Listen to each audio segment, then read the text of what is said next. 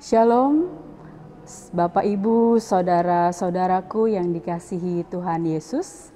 Bersama Penatua Anita Katarina Kopo, kita akan bersama-sama merefleksikan firman Tuhan dalam Selamat Berefleksi.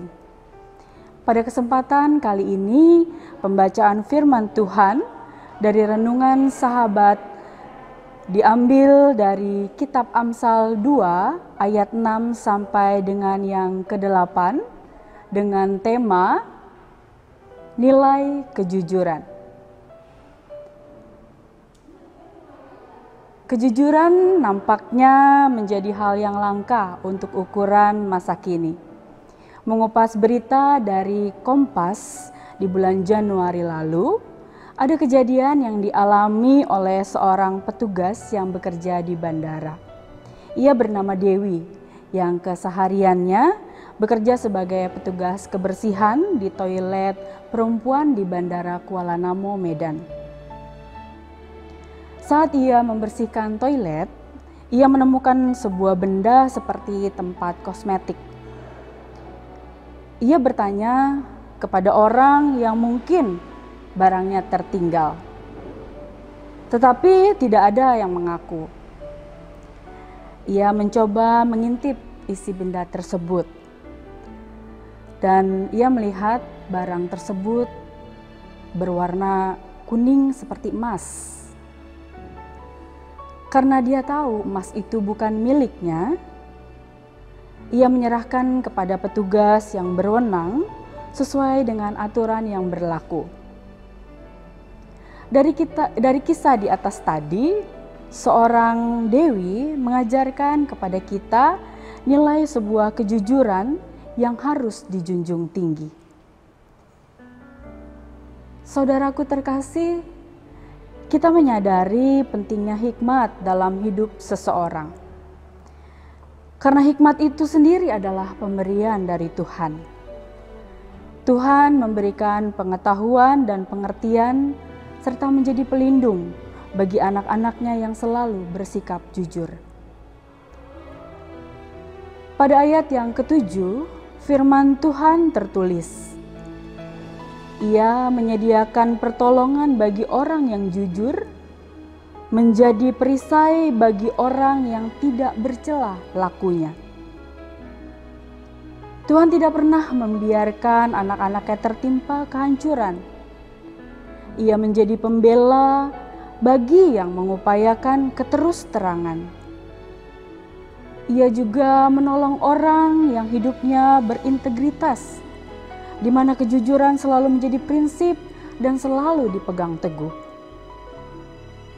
Ia juga menjaga orang-orang yang berlaku adil dan selalu melindungi mereka yang mengasihinya. Ilustrasi di atas tadi mengingatkan kita bahwa masih ada orang-orang yang memiliki nilai kejujuran.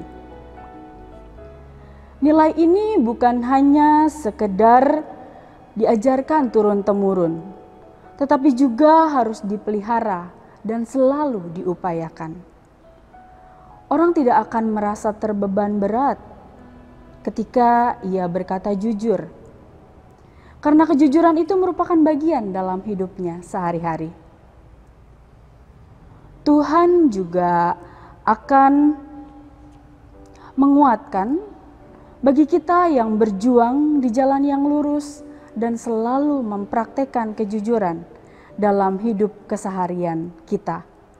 Walaupun selalu ada konsekuensi yang kita dapat ketika kita berkata jujur. Saudaraku terkasih, mengapa kejujuran masih diperlukan untuk zaman sekarang ini? Tidak ada seorang pun yang ingin ditipu atau dibohongi. Kejujuran sangat diperlukan untuk mencapai keberhasilan dalam segala hal kehidupan. Kejujuran adalah dasar dari sebuah kepercayaan. Kejujuran juga akan melahirkan ketenangan batin.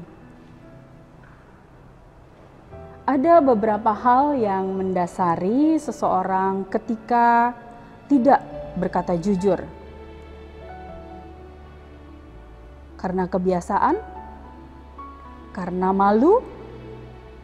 Karena tidak ingin menyakiti hati orang lain? Mungkin juga karena tidak ingin dihakimi. Dan seringkali kebohongan ini dianggap wajar. Gengsi dalam kehidupan kita ini membuat kita seringkali tidak jujur. Saudaraku terkasih, sudahkah kita memberlakukan kejujuran dalam hidup kita sehari-hari? Selamat berefleksi buat kita semua. Tuhan memberkati.